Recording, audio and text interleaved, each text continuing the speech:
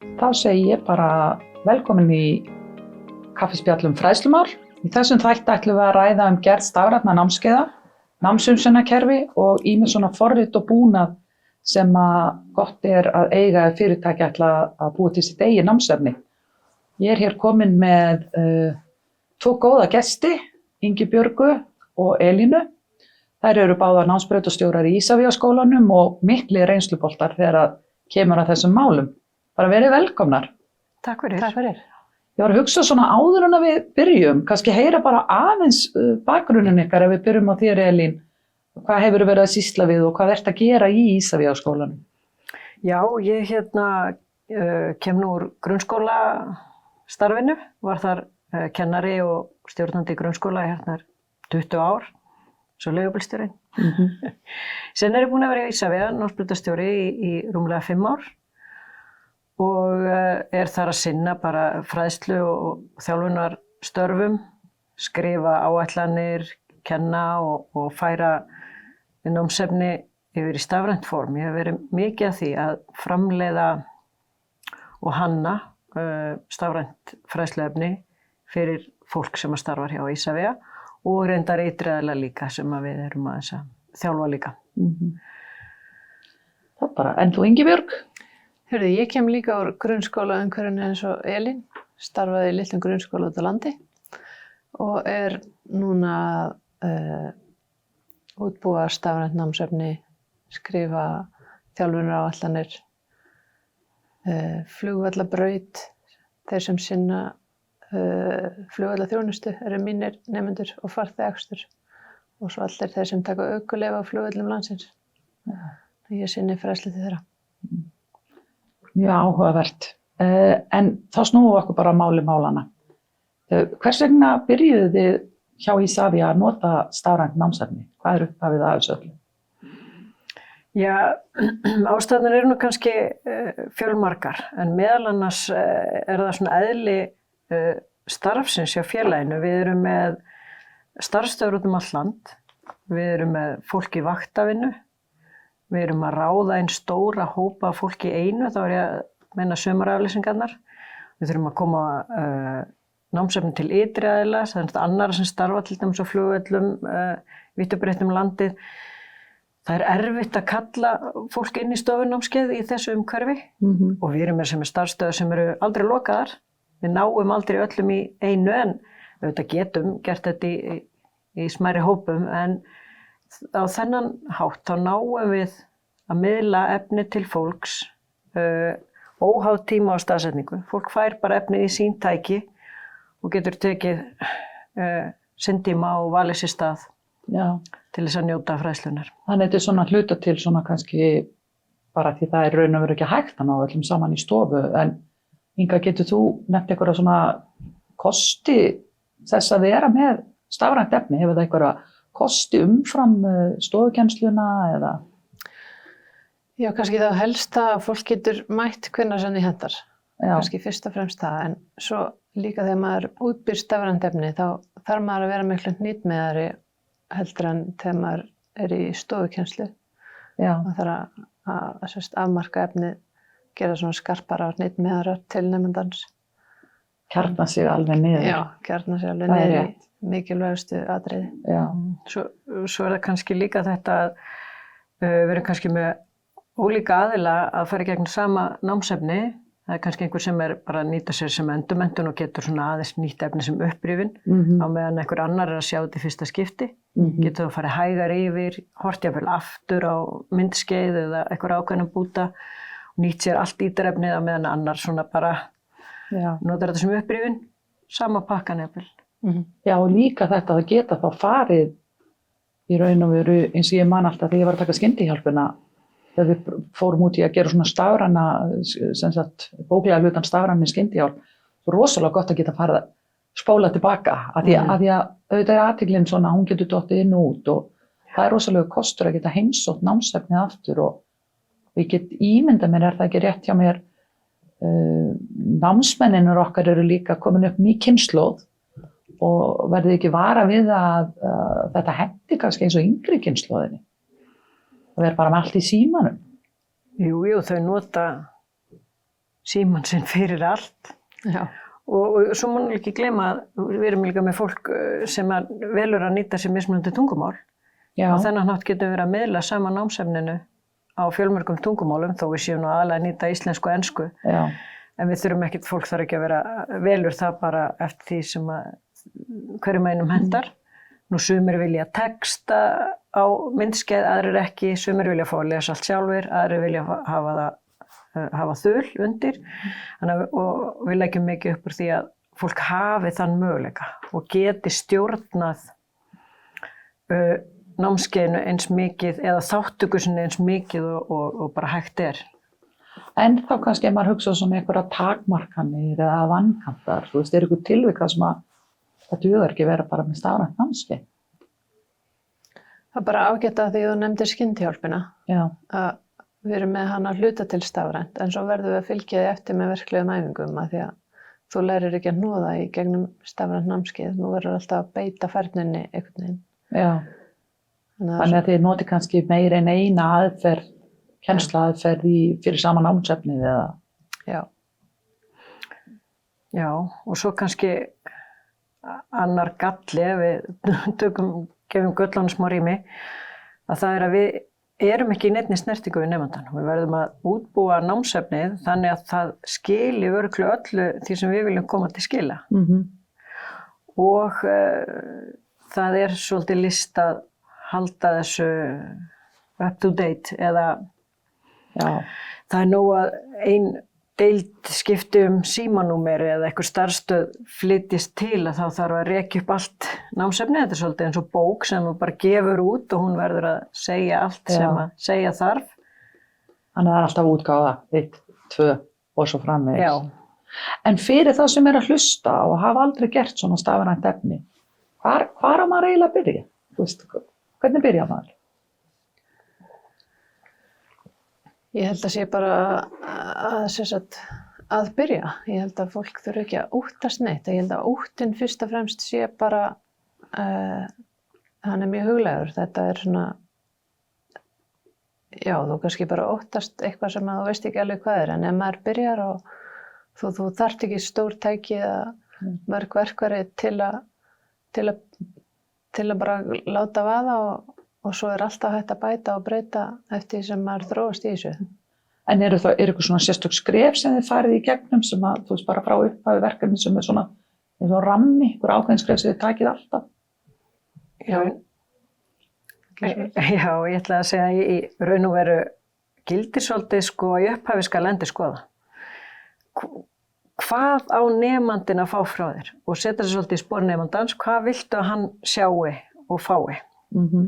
Og sko gott handrit og öll skjölun skiptir alveg lykilatriði. En hvaðan fáið þið frá handriti ef við má spyrja? Við reynum að finna sérfræðing í efninu sem getur allavega aðstoða við að útbúa handritið og allavega koma með innihald í viðfangsefnið. Af því að það er mjög mikilvægt að sérfræðiþekkingin sé til staðar.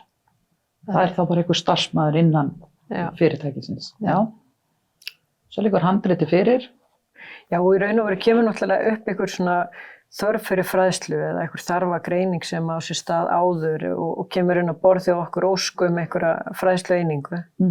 Að þá setjum við upp með svona feril fyrir námskeið og fyrsta lagi er að ákveða sko formið. Er þetta hentar stafrænt form fyrir það sem hefur verið að óska eftir? Já. Og ef svo er, að þá setjum við upp ákveðin feril og sem inniheldur ákveðin skref og erum búin að móta verkefni vel áður förum að stað. Og þar er þetta handrit algjört tryggjastykki. Nú veit ég að þetta er svona svolítið í tísku, þú veist, að hafa nú bara alltaf vera stafrænt. Er einhvern tilfellum sem þið segir bara, nei, þetta er bara ekki stafrænt efni, við erum ekki að fara í það? Já, algjörlega. Og þá sumt eins og þegar fólk er til dæmis að hefja störf í einhverjum mjög verklegum viðfangsefnum, þá finnst mér svona að það sé mikilvægt að við mætum því fólki bara á staðnum og tökum spjalli við þau til dæmis. Já. Svo þarf maður náttúrulega að líta á kostnaðinn. Er þetta bara 20 manns sem að við þurfum að koma einhverjum skilaboðum til skila eða huga að einhverju hugmyndafræði sem er verið að vinna með, þá köllum fólk bara í stofu. Já. En ef þetta er eitthvað sem við erum að fara að miðla til margra og eigum kannski erfitt með að fá fólk saman í stofu, er þetta að fara að endast vel eða hendar þetta bara sem upptaka sem við sendum á sárafáa? Eða fundur. Eða er þetta bara fundur? Eða jafnvel tölvupóstur? En þegar þið eru búin að ákveða að fara, það er búin að ákveða að gera stafrænt námskeið, það er búið að gera handritið, hvað er þá næsta skrif? Þá tökum við svolítið boltan og ákveðum hvernig námsefnið er sett upp. Við höfum ýmsa möguleika inn í svona stafrænum heimi að koma efnum til skila í gegnum myndskeið eða eitthvað slags önnur form. Þannig að við reynum svolítið að teikna það upp og svona finna myndefni og ýmislegt svona. Hvað gerir þið með DT? Að ég get ímyndið með að þið notið svolítið ljósmyndir og eins og þú segir myndskeið. Þú veist, er þetta bara eitthvað sem að þið gerir bara sjálf eða eru þið að kaupa þetta út eða? Við höfum nú farið ýmsar leiðir. Við bæði förum bara sjálfur út á hlað og tökum upp á símann eða myndavélar. Við notum teiknimyndir og við notum einmitt ljósmyndir líka. Við höfum líka keypt út svona sérfræðinga í kvikmyndagerð til að taka upp. Í hvaða tilfellum er það til dæmis helst að þið færið að splæsa í? Get ég myndið með að það kosti skildingin? Já, við nýtum það kannski helst í svona stærri verkefni, þar sem það eru bara margir að fara að nýta sér fræðsluna og þetta er svona nokkuð fyrir sér að við munum nýta þetta í eitthvað svolítið lengri tíma og svona það sem er allt svona jafnast á við svolítið markaðssetningu þegar við erum að vinna með ytri aðilum og svona viljum hafa þetta svolítið flott og gerum okkur grein fyrir því að tilkostnaðurinn sé þess virði. Ég mitt man eftir þegar þetta var að byrja, sem sagt, maður sjálfur að upplifa svona stafræn námskeið og þá var það mjög gjarnan þannig að það var eiginlega bara búið að taka stofunámskeið sem var þá kannski PowerPoint-glærur og svo bara eiginlega að taka upp fyrirlesturinn í stofu. Núna er þetta allt öðruvísi, það er mikið meira gagnvirkni og getið þið sagt mér eitthvað aðeins frá því, hvernig þið virkið nemandann? Já, ef við kannski spólum með þess tilbaka, handrit frá sérfræðingi og hvað gerum við svo? Að við þurfum að átta okkur því að kennslufræðin á bakvið þetta, hver eining þarf að vera þannig uppbyggð. Að það sé kynning á því sem er á dagskrá, einhvers konar kveikja og hún getur verið inn í námskeiðinu eða verið í ákveðnu svona markaðsefni áður en nemandinn eða notandinn fær námskeiði til sín. En svo þarf að vera þessi kynning, síðan þarf að vera umfjöllun eitthvað efnisþátt og þá þurfum við að gæta þess að við séum bara að fjalla akkurat eitt málefni og myndefni þarf að tengjast því efni, sleppa öllum aukaatriðum. Og svo þarf að vera einhvers konar samantekt og úrvinnsla á því sem er búið að vera að tala hvort sem að það er verkefni eða svara spurningum eða einhverja vangaveltur. Og svona þarf sko í raun og veru námskeið að vera byggt upp í heild og líka svona hver eining ef við erum að fjallum mismunandi námsþætti. Og svo þurfum við að spá í hvað af efninu passar að flytja yfir í myndskeið. Hvað er bara texti og mynd, hvað er einhverju flettiramar, hvar getum við haft einhverja virkni á nemandann, hann þarf að finna fyrir öryggi. Og við þurfum að halda honum svolítið vel vakandi með því að hafa reiti og ramma fyrir aðalatriði. En það má ekki vera þannig að það sé bara stöðugt að klikka. Það má heldur ekki vera of langar einingar þar sem maður gerir ekki neitt. Þannig að það er raun og veru innbyggð svona, nemandinn getur ekki bara ítt og play og fara að fengja sér kaffi. Hann þarf eiginlega alltaf að vera að gera eitthvað. Já, og það er svolítið að vera að tala um þessa hönnun á námskeiðum. Og þar höfum við verið að reyna bæta okkur og ég held allavega ef ég horfi á gömul námskeið og finnst mér við í alvörunni hafa bætt okkur mikið. Það er í þessu svona rennsli á námskeiðinu. Nemandinn þarf að vera öruggur, þetta þarf að vera spennandi en við þurfum samt að vera að koma ákveðnum skilaboðum breytta hegðun eða nýjar hugmyndir til notandans. En nú talar svona, þú veist, myndskeið, annarkvort heimatilbúin eða aðkeypt, teiknimyndir, sagði Ingibjörg. Hvað græjur, ef ég ætla að byrja á morgun, þú veist, hvað forrit og græjur þarf ég að eiga? Er það mikið? Það er náttúrulega hægt að fá allskins svona fríforrit á netinu sem að sinna sem þú getur fengið í flestöllverkefni. Þú getur fengið, við höfum verið að nota til dæmis Vion teiknimyndaforrit, við höfum notað Camtasia klippiforrit. Þetta er reyndar keypt og dýr forrit en það er alveg hægt að sækja svona samskonar efni, bara fritt. Og er þetta svona sem er auðvelt að læra á eða? Já, þetta er svona frekar auðvelt myndi ég segja. Já, það er alltaf náttúrulega að gefa sér smá tíma í að bara eins og flest nýtt sem að maður tekur upp en þú veist klippiforrit finnst okkur svona mjög mikilvægt. Kannski teiknimyndirnar séu meira svona til að skreita og lífga upp á efni eða eitthvað slíkt. Og þið púslið þessu saman í þessu klippiforriti eða? Já, þá erum við bara með sér rás fyrir hljóð, sér rás fyrir mynd. Svo getum við sett inn alls konar svona örvar og zoom og allskins þar inni til að leggja áherslu. Og varðandi græjurnar, sko, símar eru bara orðnir alveg ótrúlega góðir til svona daglegra nota, en svo þarf ekkert neinar ægilegar kvikmynda upptöku vélar til þess að ná fram bara ljómandi góðan gæðum. En það sem skiptir alveg lykilatriði er að hafa hljóð, bara hvort sem það er á myndskeiði, í upplestri eða bara eitthvað þar sem þú ert að færa nemanda einhvers konar hljóð, það bara verður að vera í lagi. Vegna þess að ef hljóðið er lélegt, þá skiptir efnið engu máli, fólk bara gefst upp. En eins og lesturinn innan námskeiðin, eru þið að gera það sjálf eða? Við höfum bæði gert sjálf og keypt svona leikara upplestur og erum nýlega farin að nýta gervigreind líka í upplestur. Það eru alveg orðnar lygilega góðar þessar raddir sem eru lesnar upp með gervigreind. Líka á íslensku? Íslensku, já. Það eru nú alltaf að batna, sko. Já, og maður þarf að velja þær líka kostgefni, það þurfa að vera skýrar og góðar raddir. En þær með ekki vera of væmnar og ekki of skrækar og það er svo sem alveg eins og þegar við veljum lesara. Þetta er bara, En það er ennþá best að við lesum eða einhverju lesi til þess að áherslur og svona. Af því að gervigreindin er ekki alltaf að skilja hvar við viljum hafa áherslunar. En svo er svona gallinn eftir því sem að við vinnum efnið meira. Segjum að við kaupum kvikmyndatöku krú, kaupum rödd, setjum þetta inn í myndskeið með texta, með þul og svo þurfum við að gera breytingar. Þá er erfitt og dýrt að rekja upp. Eftir því sem að vinnslan er einfaldari, þá er auðveldara að rekja upp. En við erum ekki fagmenn í faginu.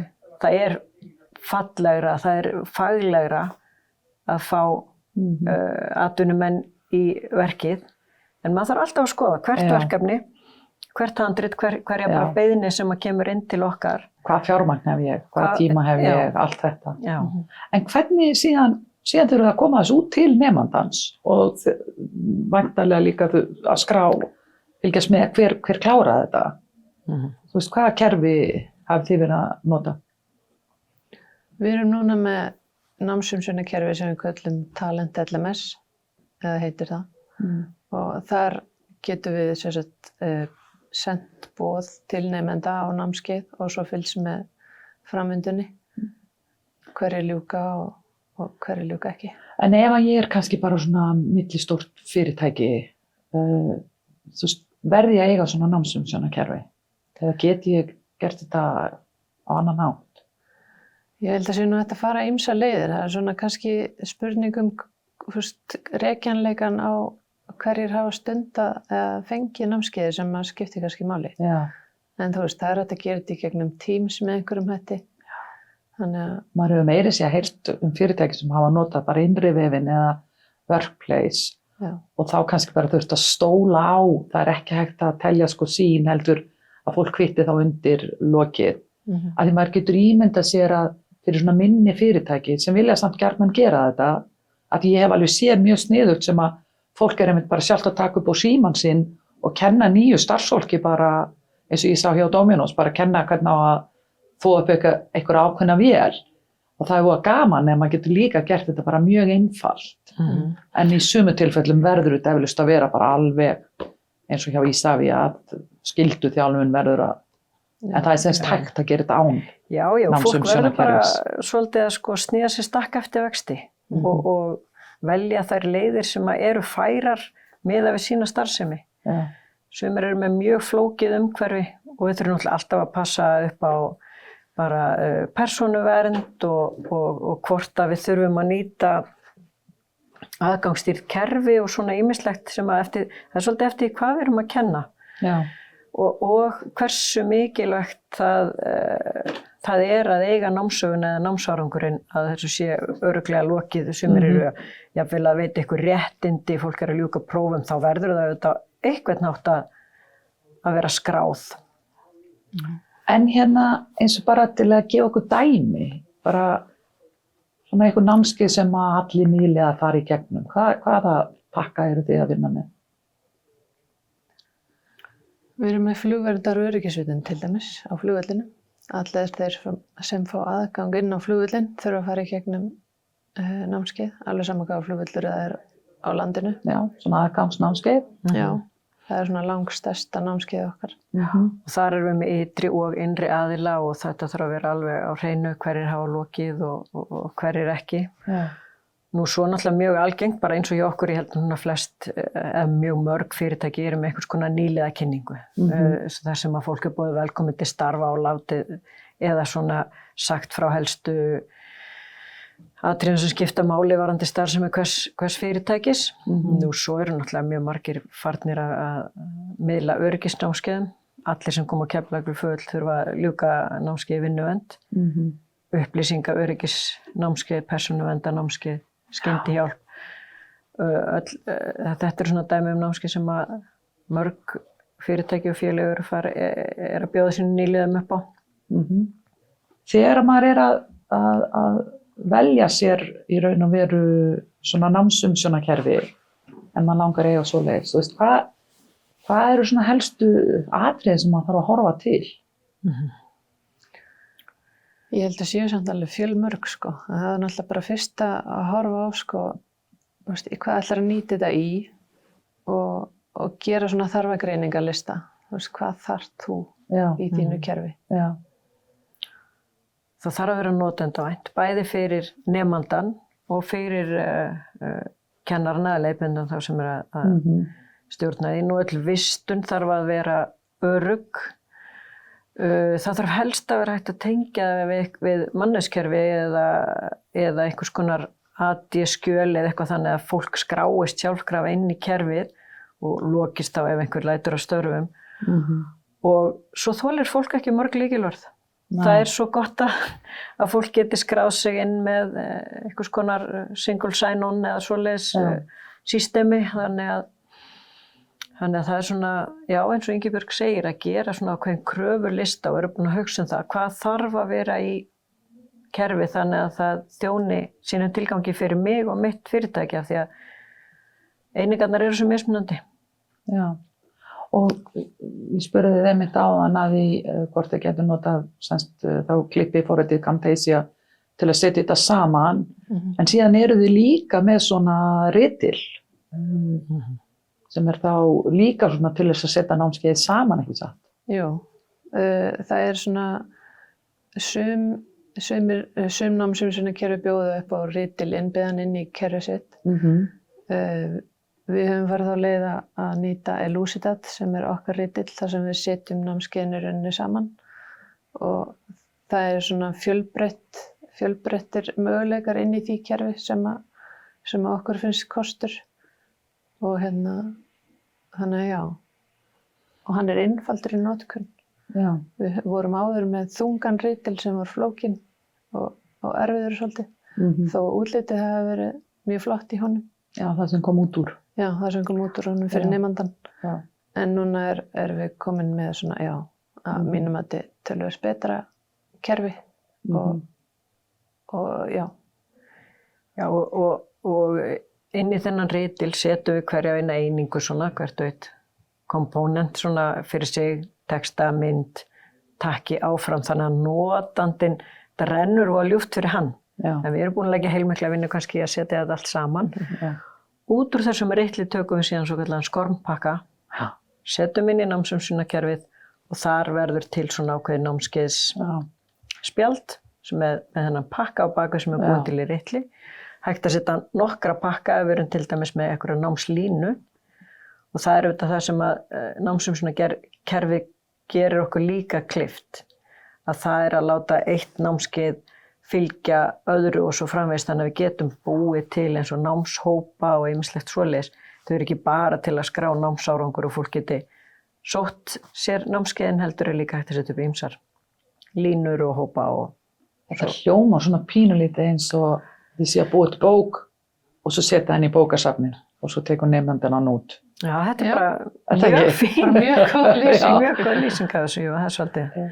En hérna, nú erum við bara búin að fara alveg víðan veg og það er alveg greinilegt að þið eruð algjöru reynslu boltar í þessu, en er eitthvað sem ég er að gleyma að spyrja sem ykkur finnst nú endilega hlustendun kaffispjalls eiga að vita gerð stafrænna námskeiða eða námsumsjónarkerfa? Það er kannski að við verðum alltaf að hugsa hver einingu sem heild að þú sem starfsþjálfun getur stafrænt námskeið aldrei staðið eitt. Það þarf að fylgja því einhvað samtal, einhver verkleg þjálfun til þess að maður í raun og veru tilengi sér fræðsluna. Já. Tökum sem dæmi Excel, ég læri einhverja nýja aðferð. Ég einhvern veginn kann hann ekki fyrir en ég er búin að fá að prófa hana. Ég þarf að fá að reyna mig, ígrunda með reyndum starfsmanni og þú nefndir náðan skyndihjálpina. Já. Við getum lært allt skyndihjálp, hort á öll myndskeiðin, fræðst allt sem að við kemur skyndihjálp. En sem verði ég að fá að prófa að hnoða og blása til þess að einhvern veginn að tilenga mér þetta almennilega. Svona blandað nám, blandaðar kennsluaðferðir. Þegar lærdómurinn er úrvinnslan, hvort sem hún er í formi verklegra ferni eða úrvinnsla með því að ég svari spurningum úr því sem ég hef búin að horfa á. Það þarf alltaf að vera einhver úrvinnsla fyrir nemandann, þannig að hann þarf aðeins að velta fyrir sér efninu. Já. Þetta hljómar bara mjög vel. Ég bara vil þakka ykkur alveg kærlega fyrir að koma. Þetta var virkilega áhugavert og ég er alveg viss að þetta geti gagnast vel hlustendum okkar. Bara takk kærlega fyrir komuna. Takk fyrir mig.